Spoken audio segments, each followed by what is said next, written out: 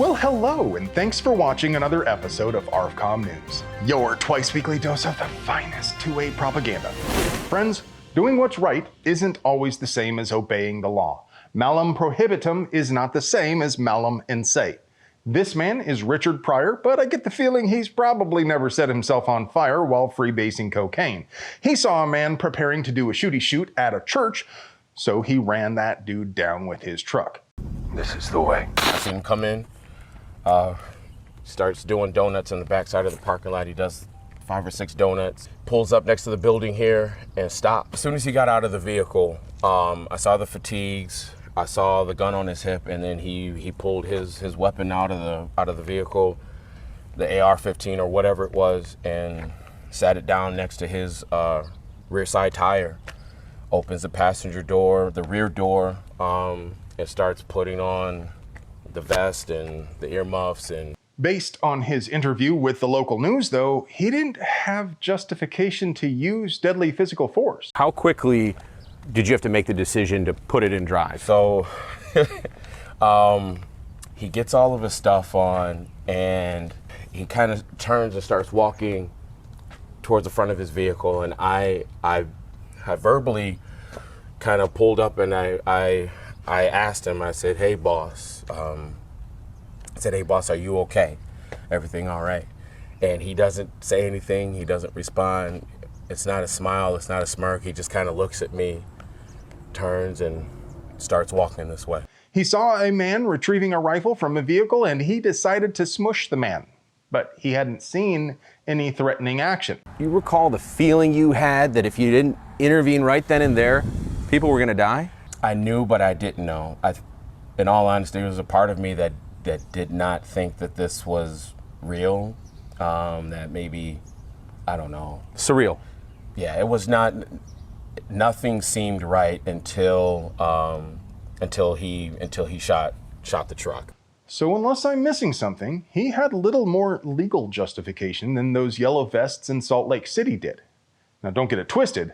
I want to say right up front, I am grateful for Mr. Pryor's actions, and I believe God led him to do what needed to be done at that time. That said, he used deadly physical force against a person who had not done anything illegal or threatening at that point. His actions were certainly suspicious, and I don't think there is any question of what that man intended. If Mr. Pryor hadn't run the douche down, a lot of innocent people would have died.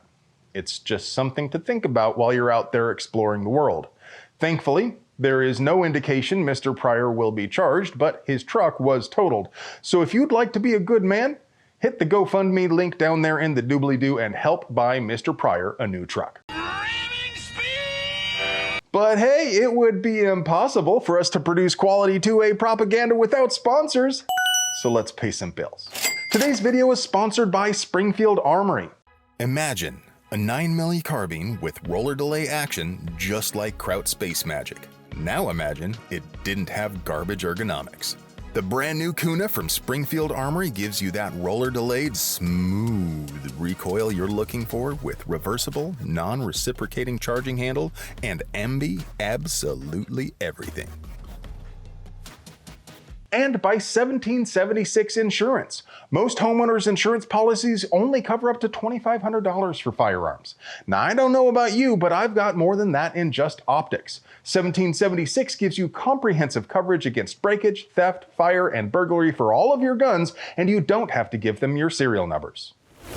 That little kerfuffle in Ukraine led to the ban of Russian ammo, which is a real bummer because while Russian ammo is underpowered, stinky, dirty stuff that shoots minute of washing machine, it was at least cheap. But hey, we can still get affordable ammo from Pervy Partisan in Serbia, right? And it's cleaner, more accurate, and brass cased. It would be a real shame if someone ended Serbian arms exports. Yeah, well, obviously that's the reason I'm bringing you this news. Turns out Serbian weapons and ammo have been making their way to Ukraine, and Putin got upset. I am very upset with you right now. Not wanting any of that smoke, the Serbian Defense Ministry understandably decided to end arms exports for the time being. What that means for us is no more Zastava rifles or Pervy Partisan ammo, at least until they get it all sorted out. Last Friday, we bumped our regularly scheduled episode to Saturday so we could tell you about breaking news in the Senate. To sum up, What happened was that an unelected bureaucrat who was appointed by a dead man whose party no longer has the majority used a rule written by a literal Klansman to pull the HPA and short provisions from the big bloated spending bill. That language would have removed silencers and short barrel rifles from the NFA altogether. The parliamentarian has no real power and can be replaced by the majority leader or the vice president. It all comes down to the Byrd Rule, which is complex, convoluted, and long-winded, but basically says that only budgetary items can be considered in the reconciliation process. And that apparently means you can pass Obamacare with it, but you can't get rid of a gun tax.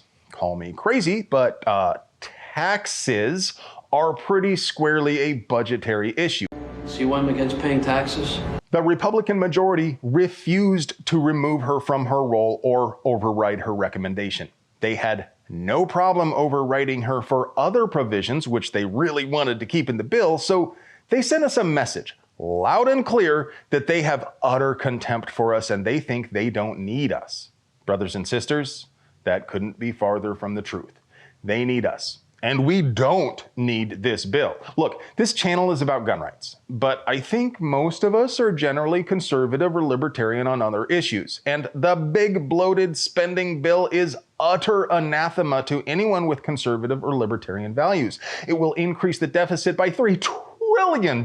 Plus, that lion sumbitch Mike Lee's land theft is still in it. It sucks so friggin' much. Apes together strong, and we did chimp out hard enough to scare him into dropping the national forest part, but he kept the BLM portion. And as I found out from William Kirk on Washington gun law, there's a provision in the big bloated bill which is intended to stop nationwide injunctions like the ones placed on President Trump recently. Sounds like a great idea with the best of intentions. What could possibly go wrong? Yeah, that would also mean we could not secure nationwide injunctions like the ones prohibiting the ATF from prosecuting FRT or pistol brace owners. And do I need to remind you about Palantir's Panopticon? I know all of you patriots hate the Patriot Act. You really want to pass another one? But despite our threats and pleading, the Senate obstinately passed the big bloated bill with J.D. Vance's tie-breaking vote. So apparently he forgot he's going to need gun owners if he ever wants to be president as well. We were betrayed. So it is time to take our revenge.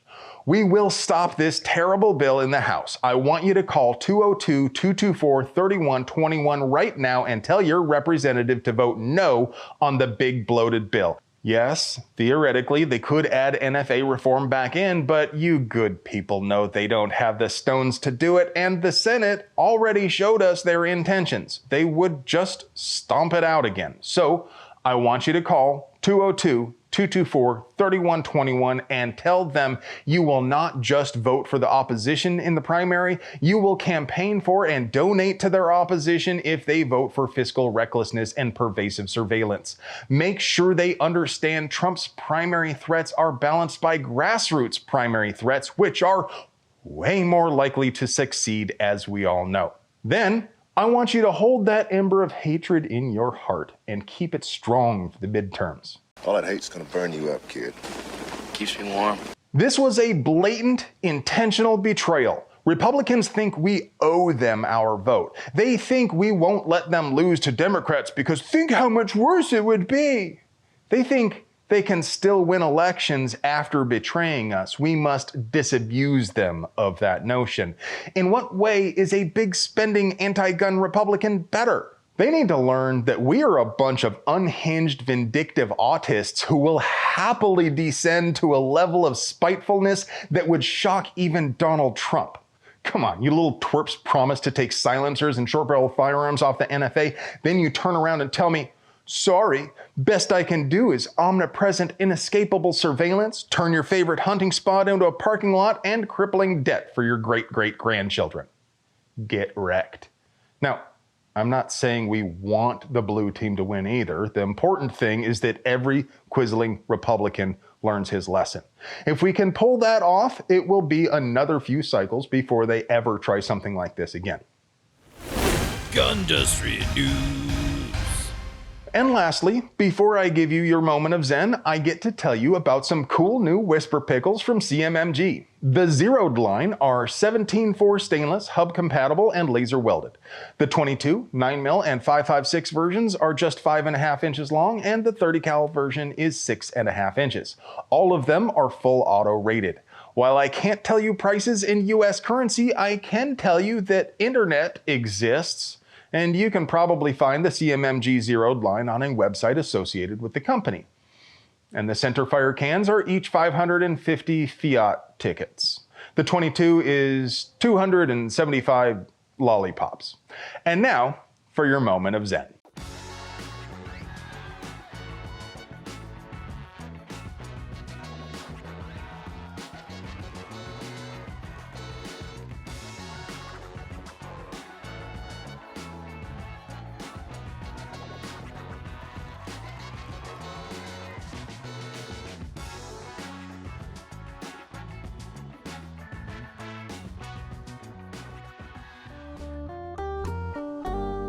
Hello, friend. Do you like pews and pew-related things? Would you like to help us keep delivering you pew American pew propaganda at the low price of free? We literally couldn't pay the bills without our sponsors, so do us a solid and get yourself something nice from them. You deserve it. I love you.